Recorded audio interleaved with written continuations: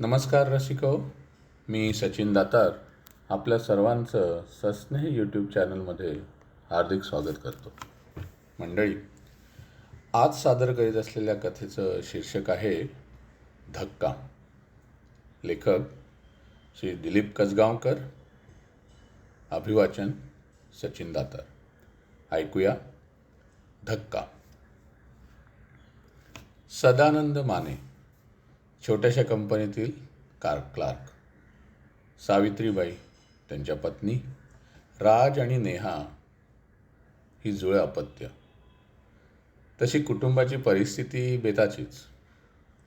साधारण 3 वर्षापूर्वी सदानंद निवृत्त झाले आणि योगायोग म्हणजे इंजिनियर झालेल्या राज आणि नेहाला त्याच दिवशी एका कंपनीत ट्रेनी इंजिनियर म्हणून नोकरीही मिळाली होती.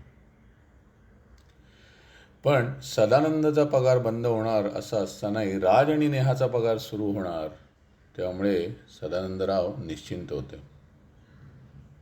त्या दिवशी ते ऑफिसला लवकरच गेले होते.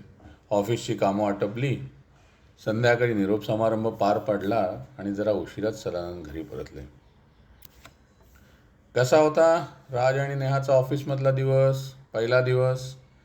घरात शिरताच सदानंदरावांनी विचारलं.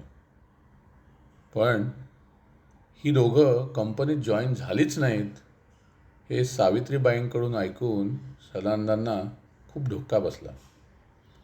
या दोघांना पुढे मोठं शिक्षण घ्यायला अमेरिकेत जायचं आहे, त्यांना तेथील प्रवेशाचा ईमेल आजच आला, अशीही माहिती सावित्रीबाईंनी पुरवली. झालं. PF, ग्रॅच्युटी, लिव्ह एनकॅशमेंट अशी वेगवेगळी रक्कम सदानंदांनी मुलांच्या ॲडमिशनसाठी भरली. एवढंच काय, राहतं घर बँकेकडे गहाण ठेवून त्यावर कर्जही घेतलं आणि आता रिटायरमेंटनंतर कर्जाचा हप्ता फेडण्यासाठी पुन्हा नोकरी देखील शोधली. झालं. पूर्वीसारखंच कष्टमय जीवन पुनश्च सुरू. अर्थात नेहा आणि राजने पुढच्या 1.5 वर्षात त्यांचं शिक्षण पूर्ण केलं आणि चांगल्या कंपनीत चांगल्या पगाराची नोकरीही मिळवली आणि कर्जाचा हप्ता फेडण्याची जबाबदारी दोघांनी मिळून अगदी स्वेच्छेने स्वीकारली. आग्रह करून वर सदानंदरावांना दोघांनी नोकरीसुद्धा सोडायला भाग पडलं. दिवस छान चालले होते. 6 महिन्यानंतर राज आणि नेहा सुट्टीत म्हणून भारतात आले. आल्या छान घराला रंगरंगोटी करून घेतली. बाबा, हे आता आपण घरातलं हे फर्निचर आहे ना आणि ते इतर अप्लायन्सेससुद्धा ना जुने झाले, बदलून टाकू. नेहा आणि राजचा आग्रह. नाही रे, नको, असू दे. अरे हे फर्निचर चांगलं आहे की. अरे मी स्वतः मोठ्या कष्टाने बनवून घेतलं आहे. आपल्यावर कर्जाचा बोजा आहे ना, तोपर्यंत काही फर्निचर वगैरे बदलायला नको, नंतर बघू. सदानंदरावांनी त्यांचा निर्णय दिला आणि अजून तरी त्यांचा निर्णय म्हणजे घरात काळ्या दगडावरची रेघच. यथावकाश सदानंदराव आणि सावित्रीबाई यांनी राज आणि नेहाच्या लग्नासाठी स्थळं शोधणं सुरू झालं. आवडलेले प्रोफाईल्स त्या दोघांना ईमेलवर पाठवणं चालू केलं. प्रोफाईल्सवर प्रतिक्रिया राज आणि नेहा पाठवितच होते, पण काय कुणास ठाऊक, हळूहळू त्यांच्या प्रतिक्रिया येणं बंद झालं. आणि एक दिवस अचानक सकाळीच सुटाबुतात आलेल्या एका तरुणाने सदानंदरावांना धक्काच दिला. तुमच्या घराचे 2 महिन्यापासूनचे हप्ते थकलेले आहेत, असं सांगणारा तो तरुण बँकेचा मॅनेजर होता. त्याच्या सांगण्यावर सदानंदांचा विश्वासच बसत नव्हता. तरी 8 दिवसाची मुदत द्या ना, भरतो, मी काहीतरी करतो, पैसे भरतो, अशी विनवणी करून त्यांनी त्याची पाठवणी केली. जाताना 8च दिवसाची मुदत देतोय हां, पैसे भरले नाहीत तर घरातलं फर्निचर उचलून घेऊन जायला लागेल, अशी धमकी त्याने दिली. लगोलग सदानंदरावांनी राज आणि नेहाला फोन करायचा प्रयत्न केला. फोन लागलाच नाही. बऱ्याचदा प्रयत्न केल्यानंतर मुलांनी आईंचा फोन उचलला. तेव्हा त्यांच्याकडून समजलं ते खूपच धक्कादायक होतं. दोघांची नोकरी गेली होती, त्यामुळे सदानंद आणि सावित्रीबाईंनी घरावर आलेल्या जप्तीबद्दल मग मुलांना काही सांगितलंच नाही. झालं. 8 दिवसांनी बँक मॅनेजरने घरातलं निम्म अधिक फर्निचर उचलून नेलं. सदानंद आणि सावित्रीबाईंची तर झोपच उडाली होती. मुलांना सांगण्यातही काही अर्थ नव्हता. इकडे नोकरी नाही, घर भाडं, खाणं पिणं आणि इतर खर्च कसा भागवावा बरं. शेवटी सदानंदरावांनीच प्रयत्न करून स्वतःसाठी एक नोकरी मिळवली. पगार तसा जेमतेमच होता. आणि पुढच्या आठवड्यात अगदी सकाळी उरले सुरले फर्निचर नेताना, आता तरी हप्ते भरा आजोबा, नाही तर घर खाली करावं लागेल, असं मॅनेजर पुन्हा ठासून गेलाच. साहेब, थोडी थोडी मुदत द्यावं. नुकतीच नोकरी सुरू केली आहे मी, यापुढचे हप्ते वेळेवर भरेन, सदानंदरावांनी अधिक कळवळून सांगितलं. सावित्री, तू काळजी नको करूस. मी रक्ताचं पाणी करीन, पण आपल्या घरावरची जप्ती टाळणार आहे. तू तू तू अजिबात काळजी करू नकोस, ते सावित्रीबाईंनाही धीर देत होते. आता अजून काय.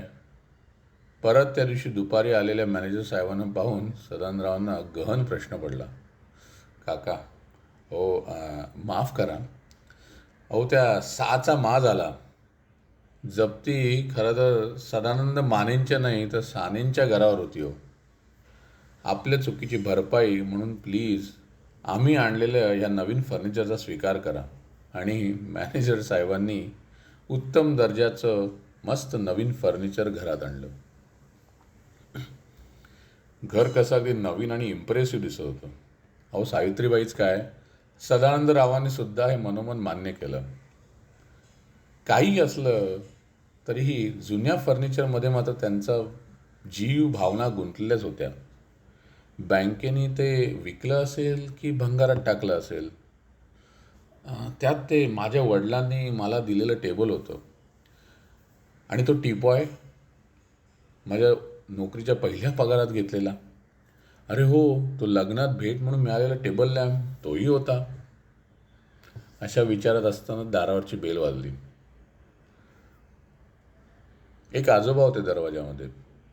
सदानंद साने इथेच राहतात ना? नाही, साने नाही, सदानंद माने. काय काय काम आहे? सदानंदरावांचा अगदी प्रश्नार्थक चेहरा. नाही, काम नाही हो. तुम्ही आमच्या वसतिगृहाला अगदी सुस्थितीत असलेलं फर्निचर डोनेट केलं ना, त्याबद्दल मनापासून आभार मानायला आलो आहे मी. सदानंदरावांना खरंच हायसं वाटलं.